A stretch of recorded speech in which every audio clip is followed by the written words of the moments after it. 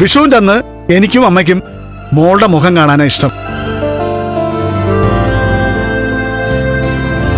വിഷുക്കണി വെച്ചിരിക്കുന്ന സ്ഥലത്തേക്ക് എന്നെ കൊണ്ടുപോയാലും ഞാൻ ആദ്യം നോക്കുന്നത് മോളുടെ മുഖത്തേക്കായിരിക്കും. അതൊരു ശീലമായിപ്പോയി. അത് ശരിയാ. ഇവളെ ആ സമയത്ത് അമ്പലത്തിലേക്കോ എവിടെയാണെന്ന് വെച്ചാൽ പോകാൻ ഞാൻ പറഞ്ഞിട്ടുണ്ട്. ഇവളുടെ മുഖം അന്നത്തെ ദിവസം കാണുന്നത് എനിക്കും അമ്മയ്ക്കും ഇഷ്ടമല്ലേ. അപ്പോഴേ കണ്ണ, നീ എന്ന് രാവിലെ ഇവളെയാണോ കണി കാണുന്നേ? അതെ, ഇയാളെ കാണണമെന്ന് ആഗ്രഹം. എന്താ? അയ്യോ, ഒരു കുഴപ്പമില്ലേ. കണ്ടോ കണ്ടോ, ഇവളുടെ മുഖം കണ്ട പിന്നെ അധിക കാലം ആരുടെ മുഖം കാണേണ്ടി വരില്ല.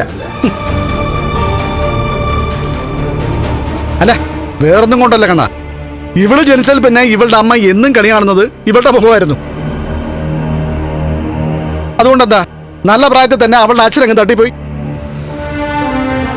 എന്നിട്ടോ അവൾ ആ പതിവ് തെറ്റിച്ചില്ല. എന്നും കണി കാണുന്നത് ഇവളെ തന്നെ ആയിരുന്നു. അതുകൊണ്ട് എന്താ കുഴപ്പം? എന്റെ അമ്മയ്ക്ക് കണ്ണേട്ടിനെ പോലെ നല്ലൊരു മരുമകനെ കിട്ടിയില്ലേ? എല്ലാം തികഞ്ഞൊരു മരുമകൻ. ഞാൻ യോഗ്യത കുറഞ്ഞ മരുമകനാ. എന്നാ ഇയാളെ എന്നും കണി കണ്ട ഇയാളുടെ അമ്മയ്ക്ക് എന്നെ മാത്രമല്ലല്ലോ, ഇവനെ മരുമകനായിട്ട് കിട്ടിയില്ലേ? എല്ലാ യോഗ്യതയുള്ള എന്റെ അനിയനെ അതെന്താ അച്ഛൻ പറയാത്തത്? അത് എന്റെയും എന്റെ അമ്മയുടെയും എന്റെ മോളുടെയും ഒക്കെ മനസ്സ് നന്നായതുകൊണ്ടാ.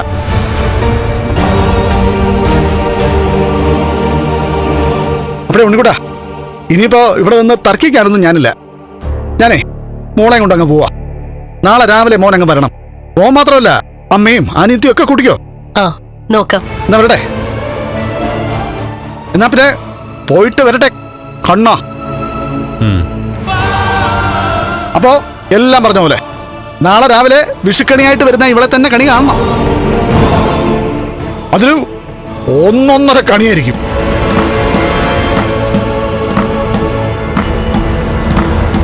അപ്പോഴേ അടുത്ത വിഷുവിന് കണി കാണാൻ ഇവിടെ ഒരു ഉണ്ണി കണ്ണൻ ഉണ്ടായിരിക്കും. ഉണ്ണിക്കണ്ണനാണെന്ന് നേരത്തെ അങ്ങ് തീരുമാനിച്ചോ? പിന്നല്ലാതെ, മോൾക്ക് ആദ്യം ജനിക്കുന്നത് ഒരു ഉണ്ണിക്കണ്ണൻ തന്നെ ആയിരിക്കും. അങ്ങനെങ്കിൽ മയിൽപ്പീലിയൊക്കെ തലയെ ചൂടി പുഞ്ചിരിയോടെ നിൽക്കുന്ന എന്റെ മോളുടെ ഉണ്ണിക്കണ്ണനെ എല്ലാവർക്കും കണി കാണാം. അത് പിന്നെ അടുത്ത വിഷുവിന് മാത്രമല്ല, ഇനിയുള്ള എല്ലാ വിഷുവിനും മോൾക്ക് ജനിക്കുന്ന കുഞ്ഞുങ്ങളായിരിക്കും. അവളുടെ വീഴ്ചക്കണി.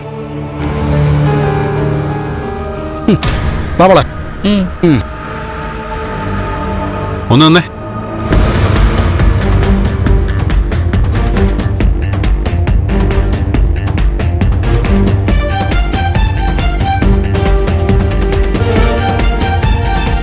എന്റെ അനിയന്റെ കുഞ്ഞുങ്ങൾ എനിക്ക് എന്റെ സ്വന്തം കുഞ്ഞുങ്ങൾ പോലെ തന്നെയാ.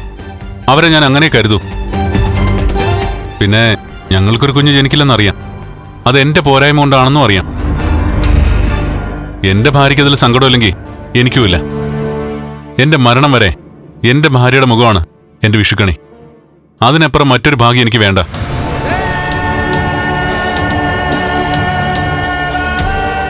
പിന്നെ കുഞ്ഞുങ്ങൾ ജനിക്കുന്ന കാര്യം പറഞ്ഞല്ലോ, അവർ ജനിച്ചിട്ട് കാര്യമൊന്നുമില്ല. നിങ്ങളുടെ മോളെ പോലെ ഇരിക്കും. കരുണയും നിങ്ങളും നിങ്ങളുടെ അമ്മയും കൂടെയാണ് ആ കുഞ്ഞിനെ വളർത്തുന്നതെങ്കിൽ അവർ വീടിനും നാടിനും ആപത്തായിരിക്കും. അവരെ കൊണ്ട് ആർക്കും ഒരു പ്രയോജനം ഉണ്ടാവില്ല. വെറുതെ വില കുറഞ്ഞ കാര്യങ്ങൾക്ക് മറുപടി പറയാതെ അച്ഛനിങ്ങോട്ട് വരാൻ നോക്ക്. എന്നാ പിന്നെ അങ്ങനെ ആയിക്കോട്ടെ കണ്ണച്ചാരെ.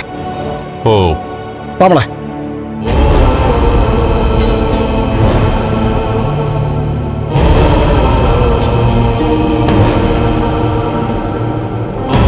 എടാ, നിന്റെ കുടുംബം ശിഥിലമായി പോകാതിരിക്കാനാ ഞാൻ എന്നെ കൺട്രോൾ ചെയ്യുന്നേ. അല്ലെങ്കിൽ ഇവിടുന്ന് പോകുന്ന മോളെ ഇനി ഇങ്ങോട്ട് വിടണ്ടാന്ന് ഞാൻ അയാളുടെ മുഖത്ത് നോക്കി പറഞ്ഞാനെ. ഇവളുടെ മുത്തശ്ശിയുടെ അച്ഛന്റെ വിവരദോഷത്തെപ്പറ്റി ഇയാൾ എനിക്ക് വ്യക്തമായ സൂചന തന്നിട്ടുണ്ട്. അതോടൊപ്പം തന്നെ അവരുടെ നേർക്ക് നേരെ നിന്ന് സംസാരിക്കരുതെന്നും പറഞ്ഞിട്ടുണ്ട്. അതുകൊണ്ടാ ഞാനെല്ലാം സഹിച്ചും ക്ഷമിച്ചും മുന്നോട്ട് പോകുന്നത്. അതിന് കിളവി മകനും ഒരുപാടങ്ങ് മുകളിലോട്ട് പോയാ ഞാൻ ചിലപ്പോ പറഞ്ഞതങ്ങ് ചെയ്യും. എന്റെ ഭാര്യയെ എന്നെ കൊച്ചാക്കാനും വേദനിപ്പിക്കാനും പിന്നെ ഇവിടെ നിന്റെ ഭാര്യ കാണില്ല, അവളുടെ ബന്ധുക്കളെയും കാണില്ല. അത് ഓർമ്മ വെച്ച് വേണം ഓരോന്ന് സംസാരിക്കാൻ. കുടുംബങ്ങളിൽ കൂട്ടുകൂടിയ 10 വർഷങ്ങൾ